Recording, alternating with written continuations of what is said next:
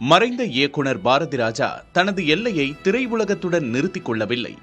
ஜல்லிக்கட்டு, முல்லை பெரியாறு, காவிரி பிரச்சனை போன்ற விவகாரங்களில் வலுவாக குரல் எழுப்பியிருக்கிறார். ஜல்லிக்கட்டுக்கு தடை தொடர்பாக 2017 போராட்டம் நடைபெற்ற போது ஜல்லிக்கட்டுக்கு ஆதரவாக பாரதி ராஜா வெகுண்டெழுந்தார்.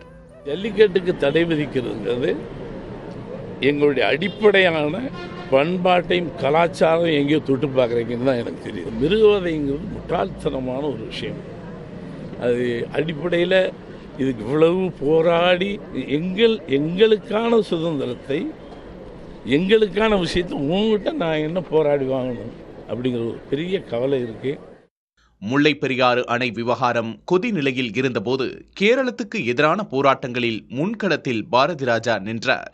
காவிரி விவகாரத்தில் தமிழ்நாட்டின் உரிமையை உரக்க பேசியவர்களில் ஒருவராக பாரதி ராஜா இருந்தார். பிரிவினைவாதம் எங்களுக்கு இருக்க உரிமைகளை எங்கிட்ட கொடுங்கடா, இதுக்கு பேர் பிரிவினைவாதமா? மாற்றாந்தாயாக நீங்கள் செயல்படாதீங்க, ஒரு தாய் வயிற்று பிள்ளையா எங்களையும் ஃபீல் பண்ணுங்க.